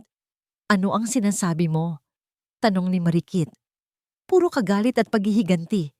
Sigaw ni Alon. Pero nakalimutan mo na. Ikaw din. Isang pawn lang. Sino sa tingin mo ang magtatago sa'yo pagtapos ng lahat ng ito? Biglang, sa gitna ng kaguluhan, isang boses ang umalingaw-ngaw. Alon, sino ang kasama mo dyan? Si Don Balawis. Lumitaw siya mula sa gubat kasama ang kanyang sariling elite guards. Ang kanyang mukha ay seryoso. Tiningnan niya si Marikit. Marikit, sabi ni Don Balawis. Ang kanyang boses ay malamig. Ano ang ginagawa mo? Bakit gulo pa rin ito? Sinabi ko na sa'yo, kailangan natin siyang makuha ng tahimik. Ngayon, nasa media na tayo dahil sa kalokohan mo. Don, utal na sagot ni Marikit. Ibigay mo na lang sa akin si Sinag, Alon, sabi ni Don Balawis. At tapos na ang lahat. Lumabas si Alon mula sa kanyang taguan. Hawak niya si Sinag. Hindi ko ibibigay ang anak ko, sabi ni Alon. Nag-aalangan si Don Balawis. Ayaw niya ng gulo. Marikit, sabi ni Don Balawis. Ipadala mo ang mga tauhan mo. Kunin niyo ang bata. Ngumisi si Marikit. Nagbigay siya ng senya sa kanyang mga tauhan. Sumugod ang mga ito. Papa, takot po ako. Bulong ni Sinag. Hawakan mo ako, anak, sabi ni Alon. Sa sandaling ito, ang puso ni Alon ay puno ng tapang. Hindi siya isang bilyonaryo. Siya ay isang ama. Isang malakas na putok ang umalingaw-ngaw. Nagulat ang lahat. Bumagsak si Don Balawis sa kanyang dibdib. May dugo. Nanlaki ang mga mata ni Alon. Sino ang bumaril? Tumingin siya sa likuran ni Don Balawis. Naroon si Kapitan Tanggol. Hawak ang isang baril. Bumagsak si Don Balawis. Ang kanyang katawan ay bumalandra sa lupa. Walang buhay. Ang putok ng baril ay umalingaw-ngaw pa rin sa isla ng hininga. Nagulat ang lahat. Mga tauhan ni Marikit, mga elite guards ni Don Balawis, at maging si Alon. Tumingin si Alon kay Kapitan Tanggol. Ang pulis ay nakatayo pa rin. Hawak ang baril na umuusok. Ang kanyang mukha ay seryoso. Ngunit may bahid ng pagod. Tanggol? Bulong ni Alon. Hindi niya maintindihan. Traidor si Tanggol. Pero bakit niya binaril si Don Balawis? Hindi ba't sinabi ko na sa'yo, Mr. Magbanua? Sabi ni Tanggol. Ang kanyang boses ay malinaw. Hindi ako kabilang sa mga tulad nila. Lumingon si Tanggol kay Marikit, na ngayon ay nanlalaki ang mga mata sa gulat at takot. Ang kanyang baril ay nakatutok kay Marikit. Marikit, sabi ni Tanggol. Sa pangalan ng batas, arestado ka sa pagtatangkang pagpatay, pangingikil at pagiging kasapi ng sindikato ng Don Balawis. Bumaba ka ngayon. Hindi! Sigaw ni Marikit. Ang kanyang mukha ay puno ng galit. Pinagtaksilan mo ako, Tanggol. Akala ko kakampi ka namin. Hindi kita kailanman naging kakampi, Marikit. Sagot ni Tanggol. Lahat ng ito, plano ko. Para makuha ang lahat ng impormasyon. Para maubos ang mga tulad nyo. Nanlaki ang mga mata ni Alon. Ang lahat, plano ni Tanggol? Ang lahat ng ito, Mr. Magbanua? Paliwanag ni Tanggol. Ang pagtakas nyo, ang tracker sa laruan ni Sinag. Sadyang plinano. Para maisip ni Don Balawis na kontrolado niya ang lahat. Para maglabasan ang mga tao niya. Para magkaroon kami ng sapat na ebidensya. Naalala ni Alon ang satellite phone call niya kay Tanggol. Ang boses ni Marikit. Ang call na yon, sadyang pakulo. Sabi ni Tanggol na parang nabasa ang isip ni Alon. Kailangan kong ipaisip sa kanya na kakampi ako para lumabas ang lahat ng impormasyon. Salamat sa livestream mo, Mr. Magbano. Mas pinabilis mo ang proseso. Isang helicopter ang narinig ni Alon sa itaas. May mga ilaw na nagsisimulang lumiwanag. Narito na ang backup, Mr. Magbanua, sabi ni Tanggol. Ang real backup. Mula sa gubat, lumitaw ang mga pulis. Marami sila. May mga mix, may mga forensics. Si Marikit, na ngayon ay puno ng galit at pagkabigo, ay nagpaputok ng baril. Tinutok niya ito kay Alon. Ngunit mabilis si Tanggol. Bang! Isang putok. Bumagsak si Marikit, hindi sa ulo, kundi sa kanyang braso. Nabitawan niya ang baril. Agad na dinamba ng mga pulis si Marikit. Iginapos nila ito.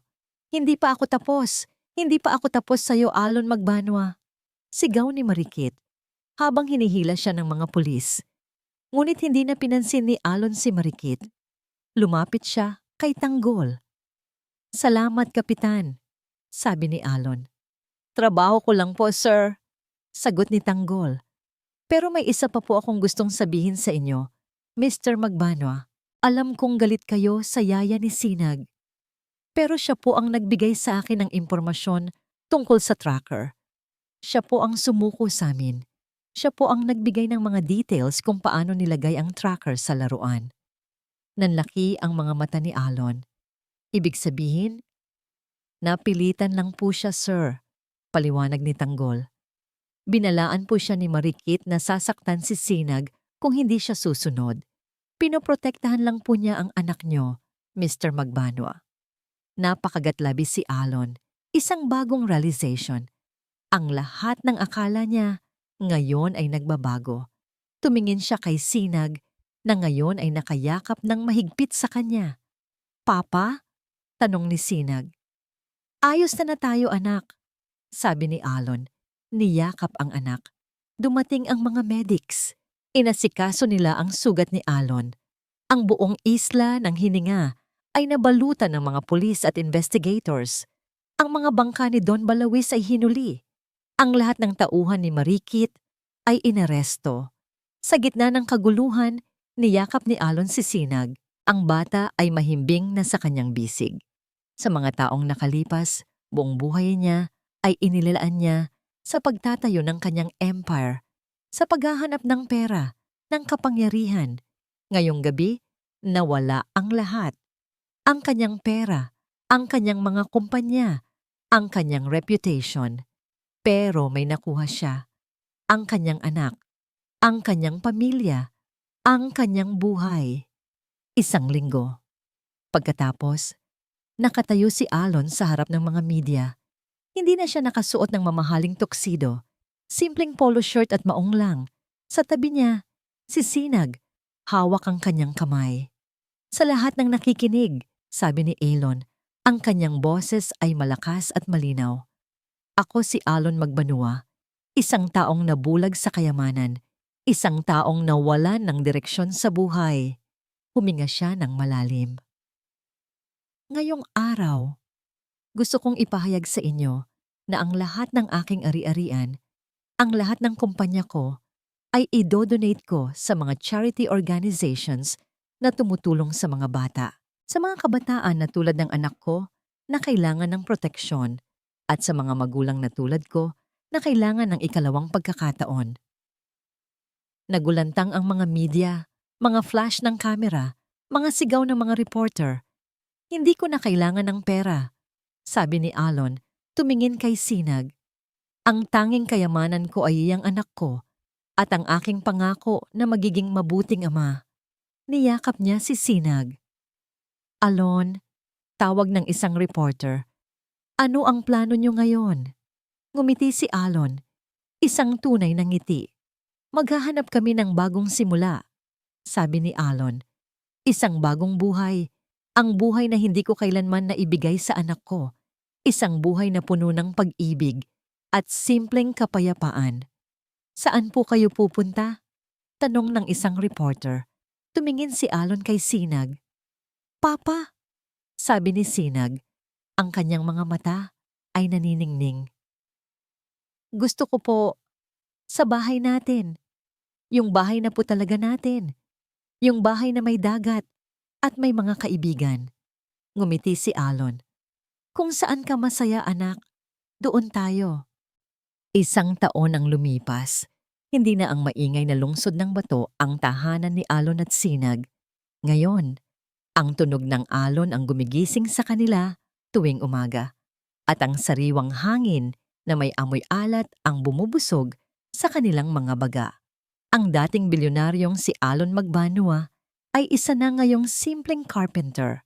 Nagpatayo siya ng isang maliit na tindahan ng gawaan ng kahoy sa gilid ng dalampasigan kung saan niya ginagawa ang mga kasangkapan na kailangan ng mga residente ng isla ng hininga. Ang kanyang mga kamay, na dati ay sanay lang sa pagpirma ng mga kontrata, ngayon ay magaspang na sa paghawak ng martilyo at pait. At masaya siya. Papa, tapos na po ang assignment ko, sigaw ni Sinag habang tumatakbo papalapit sa tindahan. Galing ito sa public school ng isla, suot ang kanyang simpleng uniform. Oo talaga? Ngumiti si Alon, sabay punas ng pawis sa kanyang noo. Ipakita mo nga kay Papa. Ipinakita ni Sinag ang kanyang notebook. May drawing ng bangka, may drawing ng isda, at may drawing ng kanyang papa na gumagawa ng upuan. Magaling ang anak ko, sabi ni Alon. Niyakap si Sinag. Gusto mo bang maging carpenter din paglaki mo? Hindi po, tumawa si Sinag. Gusto ko po maging marine biologist para po maalagaan ko ang mga isda sa dagat. Napangiti si Alon. Iba na ang anak niya. Hindi na ito ang tahimik at malungkuting bata na lagi niyang nakikita sa penthouse. Ngayon, puno ito ng buhay, puno ng pangarap. Uwi na tayo anak, sabi ni Alon. Magluluto na si Papa ng hapunan. Maglakad sila sa dalampasigan. Hawak ang kamay ng bawat isa. Ang sikat ng araw ay papalubog na. Pinipinturahan ang kalangitan ng kulay kahel at ginto. Papa, sabi ni Sinag, naalala niyo po yung dating bahay natin? Yung napakalaki? Hindi ko po maintindihan noon. Bakit po laging malungkot ako doon? Hindi rin naiintindihan ni Papa noon anak, sagot ni Alon. Masyado kasing abala si Papa sa paghahanap ng mga bagay na akala niyang magpapasaya sa atin. Pero ang totoo, ang kailangan lang pala natin ay ang isa't isa. Mas masaya po ako dito, Papa, sabi ni Sinag. Ako rin anak, sagot ni Alon. Naupo sila sa buhangin, pinagmamasdan ang paglubog ng araw. Ang tunog ng alon ay nagbibigay ng kakaibang kapayapaan. Hindi na siya ang pinakamayaman na tao sa lungsod ng bato. Wala na siyang mga gusali, wala na siyang mga kumpanya, wala na siyang kapangyarihan, pero meron siyang mas mahalaga. Ang kanyang anak, ang kanyang pamilya, ang kanyang kapayapaan. Naramdaman ni Alon ang isang mainit na luha na dumaloy sa kanyang pisngi. Luha ng pasasalamat, luha ng pagsisisi, luha ng kaligayahan. Niyakap niya si Sinag. Papa, ano po yung pinakamahalaga sa buhay? Tanong ni Sinag. Ngumiti si Alon. Ang pag-ibig anak, ang pagmamahal sa pamilya, ang pagmamahal sa Diyos at ang pagmamahal sa sarili, iyon ang tunay na kayamanan. Pumikit si Alon. Sa wakas, nahanap niya ang kanyang sarili. Sa wakas, nahanap niya ang tunay na kahulugan ng buhay. Ang isang tao ay hindi talaga mayaman kung ang tanging meron lang siya ay pera. Ang isang tao ay tunay na mayaman kung ang tanging meron lang siya ay ang pagmamahal. Hindi na siya si Alon Magbanua, ang bilyonaryo. Siya na si Alon, ang ama. At masaya na siya doon. Mga minamahal naming taga-subaybay, ang kwento ni Alon at Sinag ay isang paalala sa atin. Sa paghahabol natin sa kayamanan at tagumpay, minsan ay nakakalimutan natin ang tunay na halaga ng buhay. Na ang pinakamahalagang kayamanan ay hindi nasusukat sa salapi o ari-arian, kundi sa pag-ibig, tiwala at kapayapaan na matatagpuan natin sa piling ng ating pamilya. Ang musmos na pananaw ni Sinag ang nagbukas ng mga mata ni Alon, nagpapatunay na ang pagmamahal ng isang anak ay may kakayahang baguhin ang pinakamatigas na puso at iligtas tayo sa dilim. Nagpapasalamat po kami sa inyong lahat sa pagsubaybay sa bawat kabanata ng Ang Lason sa Gintong Kopa. Umaasa po kami na ang kwentong ito ay nag-iwan ng isang aral at inspirasyon sa inyong mga puso. Gusto po naming malaman ang inyong mga saloobin. Ano ang pinakanakakakilabot na twist para sa inyo? Anong eksena ang pinakatinamaan kayo? Ibahagi po ang inyong mga komento sa ibaba. Hindi dito nagtatapos ang ating paglalakbay. Marami pa pong kwentong kasing ganda at mas puno ng aral dito sa aming channel. Kung nagustuhan nyo ang kwentong ito, i-like, i-share sa pamilya at mga kaibigan at mag-subscribe na rin para lagi kayong updated sa mga susunod pa naming kwento. I-click nyo ang notification bell para kayo ang unang makarinig kapag may bago kaming upload. Pagpalain po kayo ng Panginoon, kayo at ang inyong buong pamilya. Hanggang sa muli.